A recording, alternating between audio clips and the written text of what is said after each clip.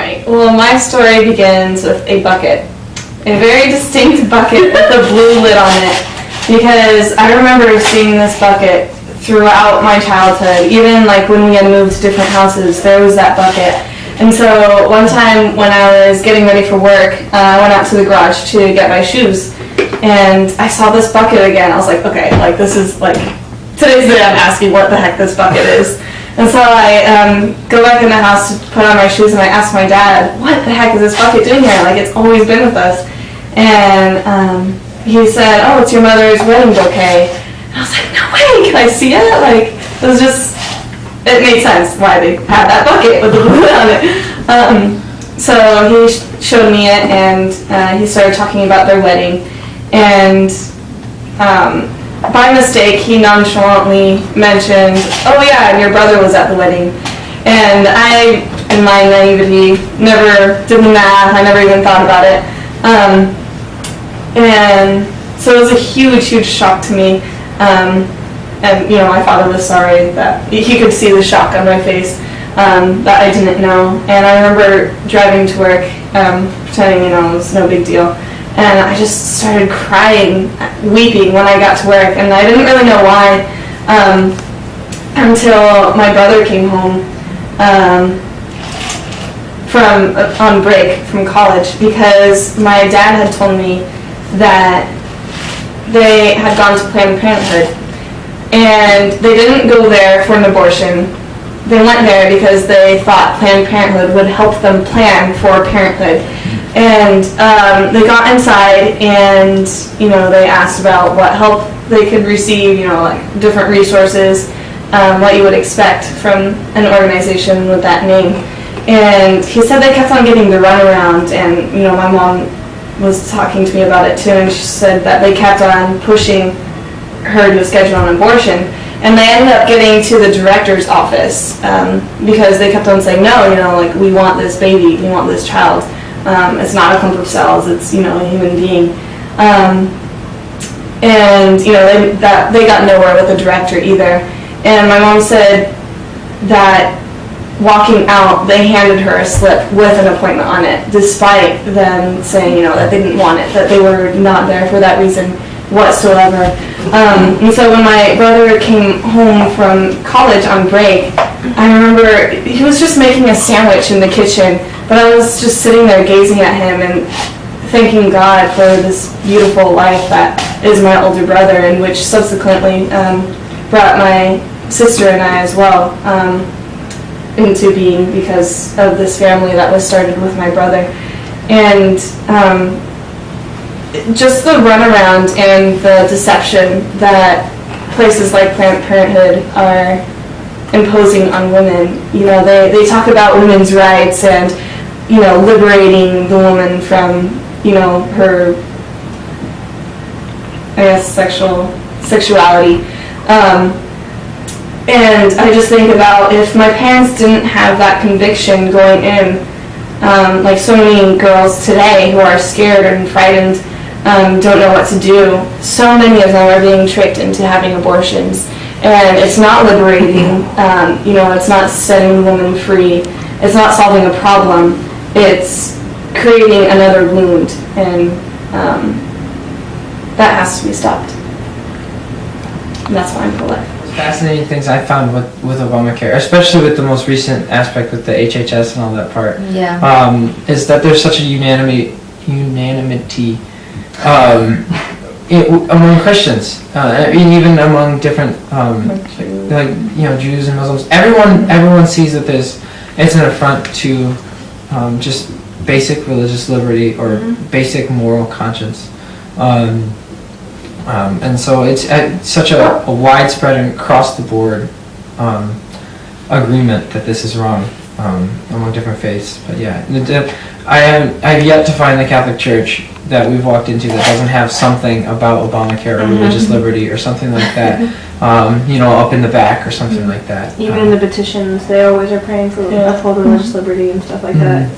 But you can say that's one of the beautiful things about it, because so many people I've talked to about it as well have said that they've never ever seen the U.S. Conference of Catholic Bishops so united. Mm-hmm. And that's where a lot of the literature is coming from as well. So it's quite a beautiful thing. You know, Christ really does, bring beauty out of the sin of this world. After about a few months, all but 2 or 3 bishops in the entire country spoke out strongly against it.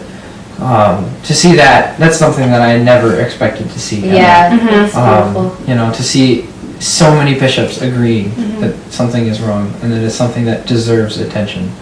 That in itself is a remarkable fact, and that they then came together and did something like the Fortnight for Freedom. That was, it was just, and it was widespread.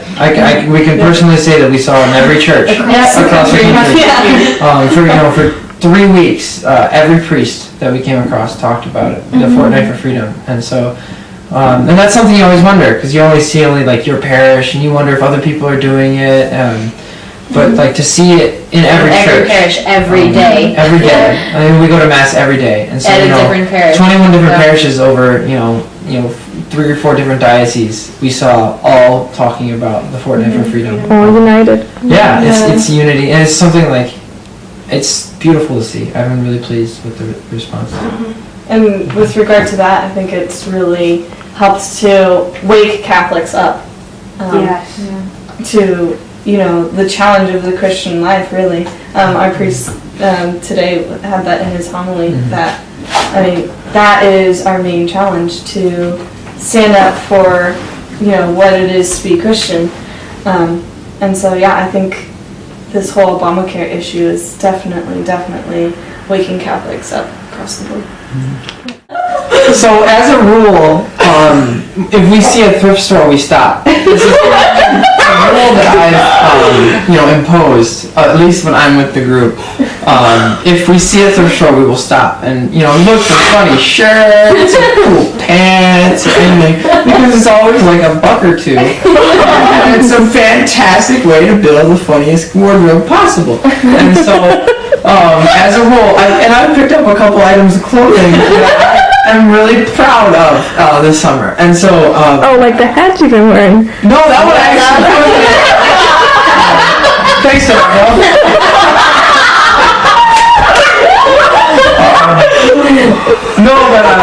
So we stopped at this thrift store. It was right on the Mississippi River as we were crossing from Minnesota to Wisconsin. And we walked in, and Mario saw this shirt at the thrift store. Very, what would you say, 80s inspired? 70s. 70s inspired. It was this black silk Hawaiian-esque shirt, but it had these beautiful pink and colored flowers all over it. Beautiful. If I had the burgundy Dixco pants, it would be a complete. So Mario comes out and presents this to me, and so I went and put it on. He wrapped it and everything. So I went and I put it on, and we're driving. We were in the RV. We were the night shift, and so we were driving to our next point so that we could sleep. So it was daylight out, and we were driving the RV. Now, I had not slept that much the night before, so I wasn't driving the RV for a change. It was someone else, and so I went and put this on, and I came out, and I had it, had this shirt on, and was looking. Turquoise sunglasses. With turquoise sunglasses that we found, and my hat, and so. I was looking fantastic. And then this song came on the radio, and so we started dancing to it. And as we pulled up to the stoplight, we pulled up right next to a trucker. Who was at eye level with me in the RV, and so we pull up, and I'm dancing in the RV, and I look over, and I'm wearing these burgundy sunglasses with a fantastic shirt on, and he just looks, and he's got sunglasses on, tattoos on his arm. On the phone, he just looks over at me, and I'm starting to get nervous. I'm still dancing, but I'm starting to get kind of nervous, and so the first thing that came to mind was to point at him. So I just pointed at him. I'm dancing, and I'm like, oh God, he's gonna shoot me. And it pauses for a sec, and all of a sudden he just goes. The two of us, for about 15, 20 seconds at this light are dancing together, and he's full on, and I'm in the RV dancing, and it was just one of those moments that you got over. It was so surreal. Me and that trucker, we shared something. The way that at the beginning of the summer, I quickly realized that this was going to be probably the healthiest summer of my entire life. For several reasons. I'm exercising more than I ever have. I'm eating more trail mix, more granola bars, more lunch meat, drinking more water than I ever have in my life. It's true. I'm getting somewhat. The sleep has been there at times. Sometimes it hasn't. I'm praying more than I ever have, just because the way that the schedule is built. We're constantly praying. I've discovered new levels of what sacrifice means. I'm spending time with people who are fantastic, and I'm really getting close to them in a true Christian way that I've never really experienced this intimately before. And so it's gonna kind of be sad in a couple, when this ends. It really is, because it's been such an amazing summer. We were able to say goodbye to some people, and it was just so painful. Even like those people have only joined us for like a week or two. Like, you just bond, and it's really sad to see them go. So, especially with the people we've been for like the whole summer, it's gonna be hard. Just Go online. Go on the website.